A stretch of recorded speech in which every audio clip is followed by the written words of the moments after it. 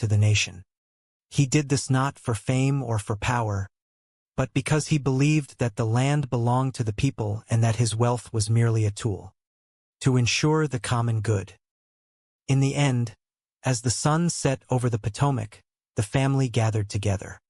They were, as always, a unit, bonded by their history and their love for one another. They had come, they had seen, and they had tried to do what they felt was right. Even when they realized that the world was far more complicated than the hills they had left behind, they maintained their joy. Granny sat in her favorite chair, knitting, while Ellie Mae played with her newest collection of small animals, all named with the gravity of historical figures. Jethro sat at the table, drawing diagrams for a new invention, still convinced that he was on the verge of a breakthrough that would change the world. And Jed, sitting in the quiet twilight, looked out over the city with a smile. It had been a journey they would never forget. They had seen the halls of power, they had met the movers of the world, and they had found that, no matter where they went, the most important thing they carried with them was the integrity of their own hearts. They were, in the truest sense of the word, home, no matter where their feet happened to be planted. The hills were always within them, and the simple, honest life they lived was a melody that played on, sweet and clear, across the noise of the great, bustling world. The family continued their life in Beverly Hills, finding that even there, the simple joys of a garden, the company of kin, and the satisfaction of a hard day's work were the true riches of a man's life. They kept their eyes on the horizon, their hands ready to help, and their spirits as high and as free as the eagles that circled above the peaks of their mountain home.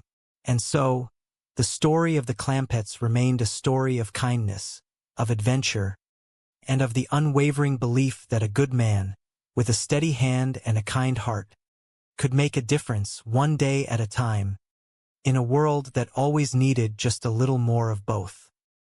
The legend of the Clampett family begins in the rugged hills of the Ozarks, a place where life moved at the gentle pace of the seasons and a man's word was his bond. Jed Clampett, a man of simple means and even simpler desires, lived a quiet existence with his mother, Granny, his cousin Jethro, and his daughter, Ellie Mae. They were folk who measured their success by the size of their garden and the warmth of their hearth. One afternoon, while Jed was out hunting for supper, his rifle fired into the ground, revealing a bubbling, thick, black liquid. It was oil, and in a stroke of fortune that defied all reason, transformed a poor mountaineer into a millionaire overnight. The call of California was strong, and with their worldly possessions loaded onto an ancient truck, the family set off for the bright lights of Beverly Hills. Life in the city was a series of curious adjustments. The transition from the tranquility of the mountains to the bustle of mansion living was bridged by the constant, well-intentioned meddling of their banker, Mr. Drysdale, and his loyal, if perpetually exasperated, secretary, Miss Jane Hathaway. Despite the luxury, the Clampetts remained steadfast in their roots, treating every stranger with the hospitality of a neighbor and every challenge with the ingenuity of the wilderness. In the bustling city of Washington, the air itself seemed to carry the weight of 1,000 problems, most notably the pervasive smog that shadowed the capital. Jed, never one to stand by while trouble brewed, felt a deep pull to help. He believed that, with a combination of common sense, a good heart, and the vast fortune he had amassed, he could tackle the air pollution that troubled the nation. When he encountered a man named Honest John, whose credentials seemed as impressive as his name, Jed felt he had found a partner for his mission. Honest John, a man of silver tongue and questionable integrity, quickly realized that the Clampetts were not merely visitors but vessels of immense wealth, ripe for his elaborate schemes. The plan was simple on the surface. Jed would donate his millions to fight the smog. Beneath that, however, lay a web of deception.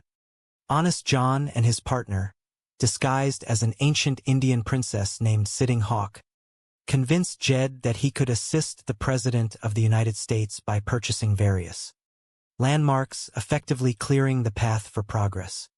Jed, with his unwavering faith in the goodness of others, accepted these tales. He saw the potential to do good and jumped at the chance, never suspecting that the symbols of American history were being sold to him by a man playing a charade.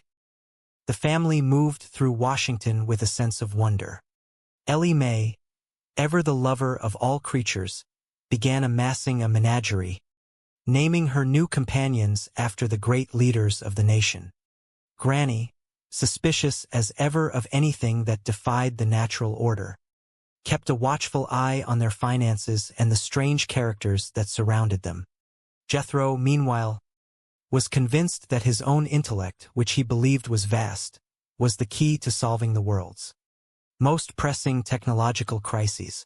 He tinkered with inventions, dreaming of steam cars and electric engines that would banish the smog once and for all.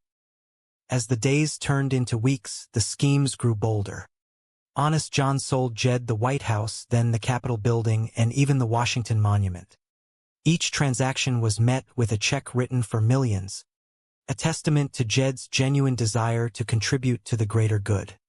Every time Jed asked to meet the president to discuss his contributions, a new complication arose, be it a security clearance issue or a fabricated emergency, keeping the Clampetts just outside the inner circle of power. They were living in a world of illusion, yet their kindness remained their most powerful shield. The deception reached a breaking point when the Clampetts, filled with humility and gratitude, began to sing the praises of Honest John and his supposed wife, Sitting Hawk. They heralded them as saints, models of charity, and the finest citizens the country had ever known. The weight of this genuine, unadulterated admiration proved too much for the confidence men. They were accustomed to being feared, despised, or ignored, but they were entirely unprepared for the overwhelming, sincere love of the mountain folk. The guilt began to erode their resolve. When Jed insisted on returning the $10 million they had collected, deeming it too great a gift, the charade finally collapsed under the light of pure human goodness. In the end, the Clampetts returned to their lives with their dignity intact and their hearts unchanged. They had navigated the complexities of a city that was entirely foreign to them, yet they had never allowed the city to change their spirit. They did not leave behind a legacy of landmarks bought and sold, but rather a reminder that in a world often distracted by wealth and ambition, there is a profound, quiet strength in being simple, honest, and kind. As the sun set over their temporary life in Washington, they prepared to head home, content in the knowledge that they had tried their best, and that, in the end, it was not the millions they gave that mattered, but the sincerity with which they lived. The mountain called, and the family, forever bonded by their shared journey, looked forward to the peace of the hills, where the only thing that bubbled out of the ground was the promise of a life well lived. The legacy of the Clampetts remains a testament to the idea that true wealth is measured not in bank accounts, but in the character of one's family and the integrity of one's heart.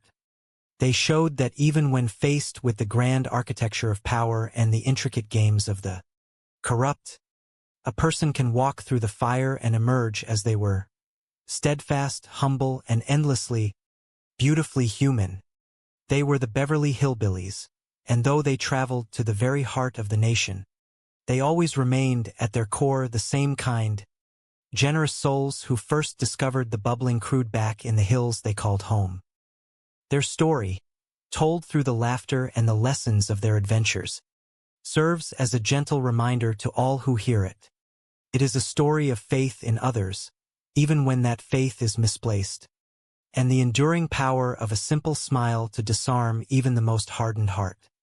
For Jed, for Granny, for Ellie Mae, and for Jethro, the journey was never really about the destination, but about the people they met and the lessons they learned along